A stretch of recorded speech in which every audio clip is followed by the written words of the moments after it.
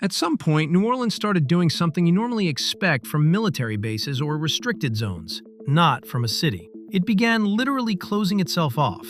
If you look at a map, what surrounds it isn't just levees or flood walls. You'll find massive mechanical structures that can be shut when needed. This isn't symbolic protection or small local barriers. These are real gates that can block the canals and waterways leading directly into the city. And the strangest part is, they're actually used on a regular basis. At that point, the city effectively becomes an isolated system. Everything outside stays outside.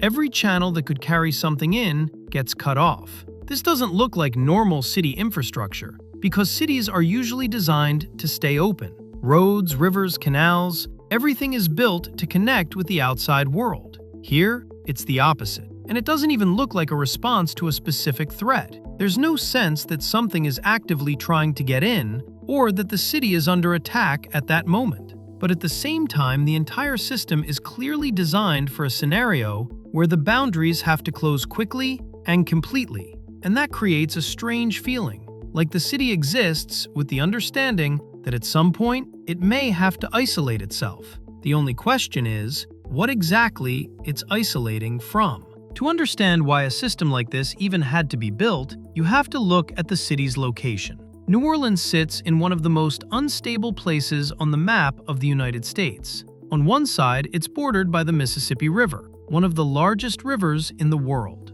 On another side, there's Lake Pontchartrain, and not far from there is the Gulf of Mexico, which regularly generates hurricanes. In practice, the city is squeezed between multiple sources of water at the same time. But that's not even the main issue. The key problem is that a large part of the city lies below sea level. It's built in a river delta, on soft ground that slowly sinks over time. As a result, much of the land ends up lower than the surrounding water. And that completely flips the logic, because in a normal situation, water flows away from the surface. Here, it's the opposite. If water gets inside, it doesn't leave on its own. So the conditions are pretty harsh. There are multiple sources of water around the city. Water can physically get in, and once it does, it stays there. This isn't a hypothetical risk. This is the baseline condition of the system. For decades, the city existed under these conditions, trying to hold water back with levees and canals. And there was a lot of infrastructure, probably more than in almost any other region in the US. But the entire system had one major problem. It looked reliable right up until it faced real stress. On August 29, 2005, Hurricane Katrina hit the region. At first, everything looked typical. A strong but not unique hurricane for that area. The assumption was that the existing protection system, levees, canals, and pumps, would handle it. But then something happened that completely changed how the city was understood. The problem wasn't just that the water level rose. The problem was that the system itself started failing. Within the first hours, dozens of breaches were recorded. In total, there were more than 50 failures across the protection system. Water didn't enter through a single location. It came in through multiple points at once. And in some places, the levees didn't just get overtopped, they physically collapsed, opening direct paths for water to rush in. After that, everything escalated quickly. Within the first hours after the breaches, water started filling the city. In some areas, levels rose by several feet in a very short time. Water moved through canals, streets, and infrastructure, and the city began to fill like a container. In the end, roughly 66% to 75% of the city ended up underwater. And this is the key point. The city didn't just flood, it started filling like a closed system. But the most unexpected part came after the water was already inside. It didn't leave. And the reason for that comes down to the geometry of the city. Because most of New Orleans sits below the level of the surrounding water, there's no natural path for water to drain out. In a normal city, it would flow downhill into rivers or out to the ocean. Here, that doesn't happen. Even after the hurricane passed and water levels outside started to drop, the water inside the city remained. Pumping stations were partially out of service, parts of the infrastructure were damaged, and the system simply couldn't handle the volume. As a result, the water stayed for days and even weeks.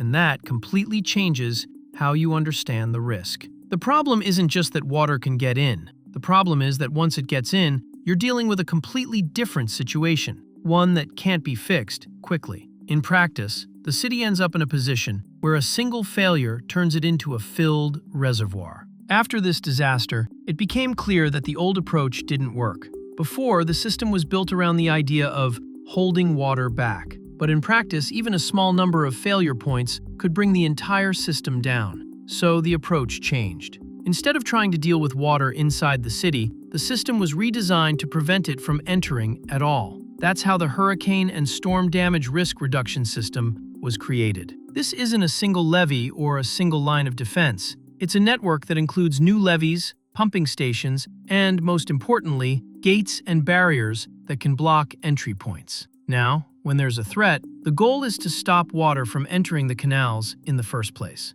To do that, massive structures are installed at key locations, structures that can be closed when needed. And that's a fundamental shift. Before, the system assumed water would get in and tried to manage it. Now, it works like a filter. Entry is simply blocked. After Katrina, a huge amount of money was spent on this system, but it was necessary because the city changed completely. It no longer just defends itself, it can shut itself off. And that's why today, when a threat appears, New Orleans does something that looks unusual from the outside. It closes itself.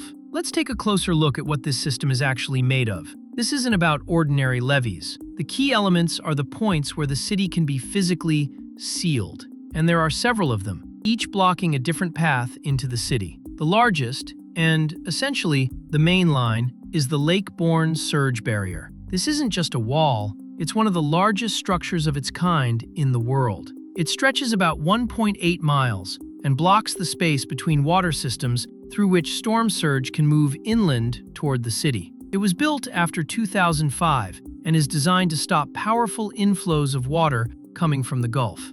But the barrier alone doesn't fully solve the problem, because the city is connected to outside water through more than one channel. That's why there are other points that close off specific passages. One of them is the Seabrook Floodgate Complex. This complex is located where Lake Pontchartrain connects to the city's internal canals. Under normal conditions, water and ship traffic pass through it. But when there's a threat, the system simply shuts. The gates close, and the lake stops acting as a source of pressure, pushing water into the city. This matters because Lake Pontchartrain itself can generate significant storm surge during hurricanes. The third key point is the West Closure Complex. This is not just a barrier. It's a combination of gates and one of the most powerful pumping stations in the world. It's located on the western side and serves a dual function. On one hand, it can close and block incoming water. On the other, it can actively pump water out if it ends up inside the system.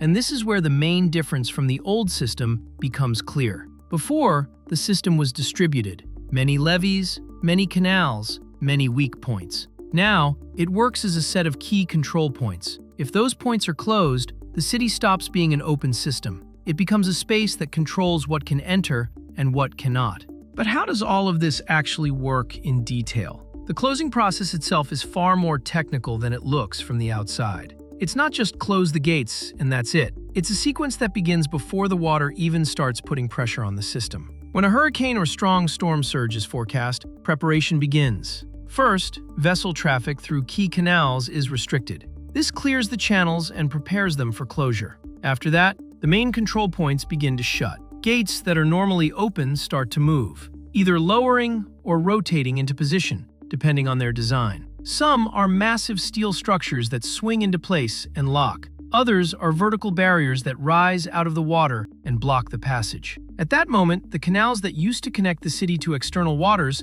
stop functioning as open routes. But the process doesn't end there. Once the external points are closed, the system shifts into a different mode. Inside the city, pumping stations begin operating to control internal water levels. Because even without outside pressure, there's still rainfall, local inflow, and water that can accumulate. And everything works together. Outside, closed. Inside, controlled. At that point, the city becomes a managed system, where water levels are regulated artificially. This isn't passive protection, like a dam that just stands there and holds pressure. This is an active system that keeps running as long as the threat exists. And that's why closing the city isn't a single action. It's a mode, one the city can remain in for hours or even days. But if you look at all of this from another angle, there's another effect that shows up. When the gates are closed, the city is protected from outside water. But at the same time, it loses the ability to freely interact with the outside environment.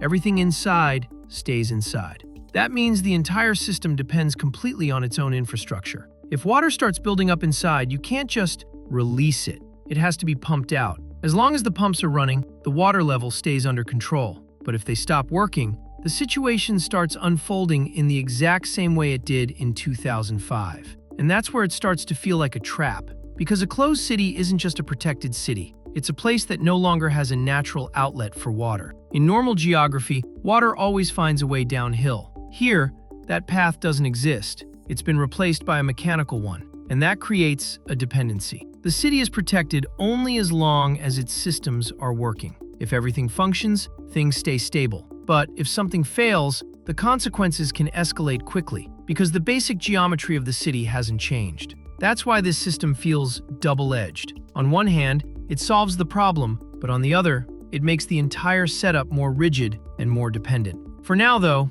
it works, and the system is considered reliable. It didn't become this large and complex by accident. After 2005, the U.S. federal government launched this project as one of the largest infrastructure efforts in the country's history. The total cost of the protection system for New Orleans ended up in around $14 to $15 billion, and it includes everything mentioned earlier. According to engineering reports, the total length of the protective system exceeds 130 miles. But what matters more isn't the length, it's the power of the individual components. The pumping stations that are part of the system can move massive volumes of water every second. The West Closure Complex is considered one of the most powerful pumping stations in the world. And that's not a coincidence. It's designed for scenarios where large amounts of water have to be removed quickly. The construction timeline is also important. Most of the system's main components were completed by 2011. That means it took about 5 to 6 years after the disaster to build all of this. For a project of this scale, that's a very short time frame. And it shows how seriously the problem was taken. The city wasn't just reinforced, it was effectively redesigned. But the most important question after construction was whether it actually works in real conditions. Now we have the answer. One of the key tests for the system came with Hurricane Ida. This hurricane hit Louisiana in August 2021 and became one of the strongest storms in recent years. Wind speeds reached around 150 miles per hour, making it a Category 4 storm. In terms of scale, this was very close to the kind of scenario the system was built for. But the outcome was different compared to Katrina in 2005. Despite the strong storm surge, the main barriers and gates held. Water did not enter the city at the same scale as it did during Katrina. The closure system and the pumping stations worked the way they were designed to. But that doesn't mean there were no problems at all. There were localized floods,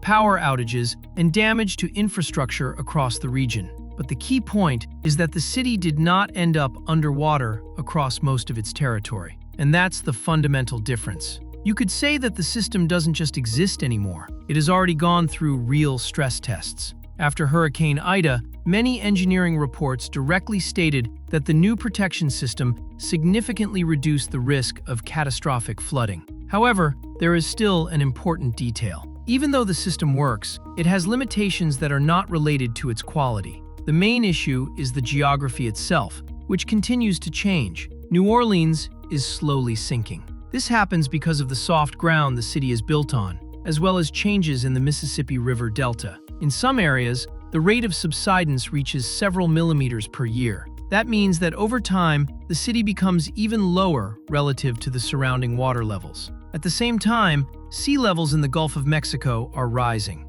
And the third factor is the storms themselves. There's a trend towards stronger hurricanes, especially in terms of rainfall and storm surge. That means the pressure on the system can increase over time. And this leads to an important point. The system is fixed, but the conditions are not. The barriers and gates are designed for specific scenarios, but if water levels rise higher and the pressure becomes stronger, the system can gradually approach its limits. That doesn't mean it will suddenly stop working. It just means it has to be continuously upgraded and reinforced. That's why the question of protecting the city is not considered fully solved, even with all the infrastructure that has already been built. New Orleans is already adapted to living in this mode, so maintaining and managing these barriers is now part of how the city operates. From the very beginning, the city has existed in a place where the surrounding environment is a constant threat. And the only way to survive in those conditions is to control the boundary. While most cities are built to stay open and connected to the outside world, New Orleans operates differently.